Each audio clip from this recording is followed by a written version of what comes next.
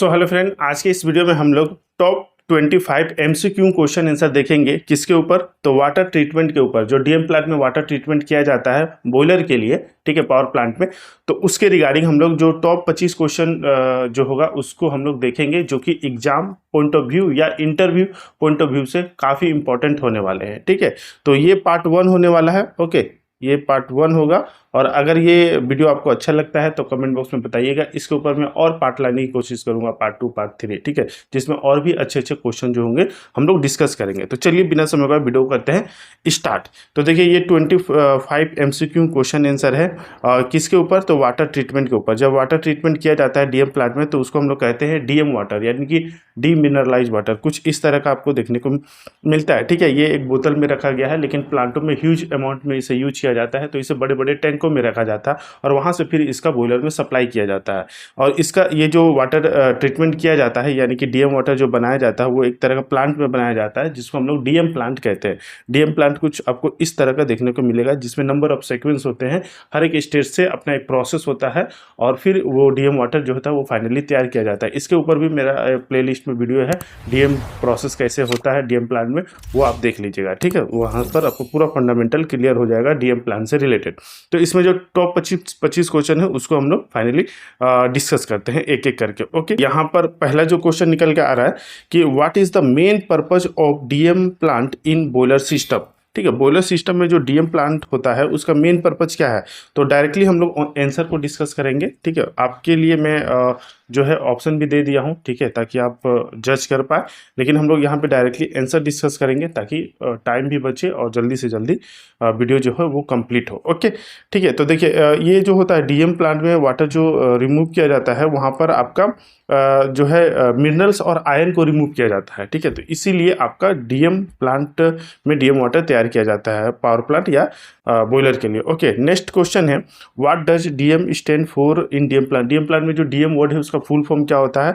तो D mineralisation इसको कहा जाता है। Option number B is the right answer. Okay, 3 number देखिए, what is the principle behind the demineralisation process. जो डीएम प्लांट में जो डीएम प्रोसेस होता है उस पर कौन सा प्रिंसिपल वर्क करता है? तो आयन एक्सचेंज। यहाँ पे आयन एक्सचेंज जो है कराया जाता है, तभी आपका वो आयन जो होते हैं वो रिमूव होते हैं। तो ये इसी प्रोसेस पे वर्क करता है। ओके, 4 नंबर क्वेश्चन देखिए, which type of the ion resin is use to remove cation. तो केटायन जो रिमूव किया जाता है वाटर से, तो वहाँ पे कौन सा आयन जो होता है वो यूज किया जाता है? तो केटायन के लिए केटाइनिक रेजिन यूज किया जाता है और एनायन के लिए एनायनिक रेजिन जो होता है वो यूज होता है। ठीक है, तो ये भी बहुत इंपॉर्टेंट है, याद रखिएगा। Okay, 5 number, what ion do cation exchange resin typically remove. तो जो केटायन में जो पार्टिकल्स रिमूव होते हैं, जो आयंस रिमूव होते हैं, वो क्या क्या है? तो इसमें जो पॉजिटिव वाला होता है, जैसे सोडियम का, कैल्शियम का, मैग्नीशियम का, ये सब जो होते हैं वो केटायन में रिमूव होते हैं। तो option number B is the right answer. 6 number देखिए, what is the function of anion exchange resin in DM plant. Okay, तो बोल रहा कि आयन एनायन एक्सचेंज जो होता है डीएम प्लांट में उसका क्या फंक्शन है? तो इसमें जो एनायन जो होते हैं उसको रिमूव कराना इसका फंक्शन होता है, कार्य होता है।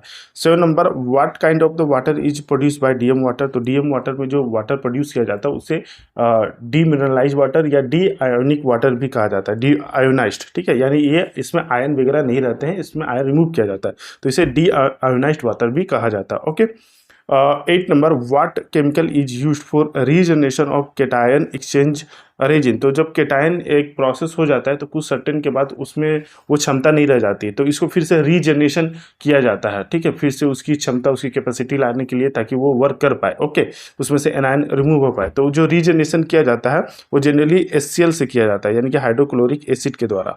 Okay, anion resin are usually regenerated with chemical. तो उसी तरह एनायन को किससे रीजनरेटेड किया जाता है? तो यहाँ पे सोडियम हाइड्रोक्साइड के द्वारा इसे रीजनरेट किया जाता है। ओके, नेक्स्ट है 10 number, why is demineralise water important for boiler. तो बॉयलर में हम लोग डीएम वाटर ही यूज क्यों करते हैं? ए नंबर जो होगा वो राइट आंसर हो जाएगा, to prevent scale formation. Boiler में स्केलिंग ना हो, ठीक है। स्केलिंग होने से बॉयलर की एफिशिएंसी, बॉयलर का वर्क, बॉयलर का लाइफ डिक्रीज कर जाता है, तो इसलिए उसमें स्केलिंग ना हो, ठीक है, तो इसलिए हम लोग डीएम वाटर यूज करते हैं। Okay, 11 number, what is the typical pH range of demineralise water. तो देखिए इसमें काफ़ी सारे गलती होने के चांसेस रहते हैं यदि ऑप्शन में ऐसा रहेगा। तो याद रखिएगा, जब डीएम प्लांट में डीएम वाटर जब तैयार होता है तो वो थोड़ा एसिडिक हो जाता है, ठीक है। तो एसिडिक यानी कि वो 7 से थोड़ा सा नीचे जाएगा, तो ये ऑप्शन के अनुसार 6.7 जो होंगे वो राइट आंसर होगा, ठीक है। कहीं कहीं पर आपको 7 to 8 भी मिलेगा, तो वो भी आप आंसर मार सकते हो। ओके, नेक्स्ट है, what does TDS stand for. TDS का मतलब क्या होता है, तो टोटल डिजॉल्व सॉलिड होता है। Okay, total dissolve solid, B number is the right answer. 30 number देखिए, high TDS in boiler feed water can lead to. अगर टीडीएस अगर हाई होगा तो क्या होगा, reduce fuel efficiency, reduce boiler life, increase corrosion, तो ऑल ऑफ एबव हो जाएगा। ओके, नेक्स्ट है, what is the acceptable range of TDS for boiler feed water, ठीक है। तो ये अलग अलग बॉयलर पे डिपेंड करता है, नॉर्मली जितना मिनिमम रहे उतना अच्छा है, तो 0 से 50 जो होगा पीपीएम वो इज़ द राइट आंसर होगा। ओके, नेक्स्ट है, what is the purpose of mix bed and ion exchange process. तो जब डीएम वाटर में जब डीएम वाटर तैयार किया जाता है तो उसमें नंबर ऑफ स्टेजेस रहते हैं, जिसमें मिक्स बेड का भी एक स्टेज आता है। तो मिक्स बेड का क्या काम है, तो मिक्स बेड जो होता है वो केटायन और एनायन जो स्किप कर जाते हैं ना, तो वो इसको भी रिमूव कर जाता है, ठीक है, उसको भी रिमूव करता है। ओके, तो C number is the right answer. 16 number देखिए, the process of regeneration in a DM process involve. तो रीजनरेशन क्या करता है, रीजनरेशन का मतलब होता है कि जो केटायन हो गया, एनायन हो गया, उसकी जो रेजिन हो गए उसकी क्षमता को फिर से वापस लाने के लिए, ठीक है, क्योंकि एक नंबर ऑफ वर्क करने के बाद उसकी क्षमता जो होती है वो डिक्रीज हो जाती है, तो उसको फिर से रीजनरेट किया जाता है। रीजनरेट का मतलब ये होता है उसको फिर से जनरेट करना। ओके, तो ये हो जाएगा, C number is the right answer, restoring resins ion exchange capacity. Okay, 17 number, what is the by product of cation exchanger. तो ये भी इंपॉर्टेंट है, एसिड याद रखिएगा, इसका बाय प्रोडक्ट होता है। नेक्स्ट है 18 number, why is degasification required for boiler feed water. तो गैसिफिकेशन, गैसिफिकेशन का मतलब होता है गैस को रिमूव करना, तो उसमें आपका जनरली CO2 और O2 जो होता है वो रिमूव होता है। ओके, 19 नंबर देखिए, which gas is primarily responsible for corrosion in boiler. तो बॉयलर में अगर क्रोजन हो रहा है तो उसका प्राइमरी जो रीजन है वो ऑक्सीजन होता है। Okay, how is pH control in DM process.